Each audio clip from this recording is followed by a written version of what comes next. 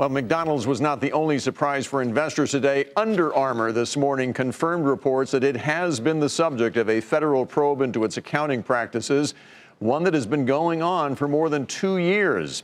The company also lowered its revenue guidance as well. The result was an 18% decline in that stock.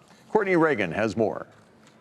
News of investigations into Under Armour's accounting overshadowed the company's mixed quarterly results. The Wall Street Journal reported the Department of Justice and the SEC have been investigating the athletic brand's accounting practices as it pertains to how and when revenue is recognized and whether revenue was shifted from one quarter to another to make sales look better. On the earnings call, CFO David Bergman was the only executive that addressed the situation. He restated the company's position with similar language multiple times. We can certainly appreciate, that you'd like us to provide more details regarding that matter. However, we are prohibited from doing so.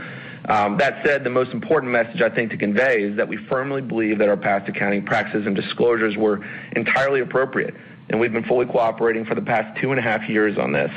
So now we're focused on 2020 and beyond. Who's prohibiting them and why? We want to know why we're finding out about it now and not a while ago.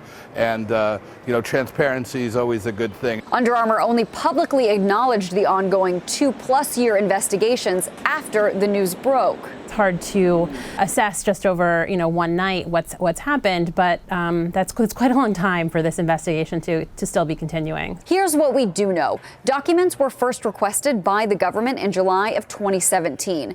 There were 3 different chief financial officers from 2016 to 2017, and Under Armour's meteoric sales growth began to decline in late 2016. Last month, Under Armour announced founder and CEO Kevin Plank would move to executive chairman and brand chief as chief operating officer, and President Patrick Frisk succeeds him as CEO January 1st.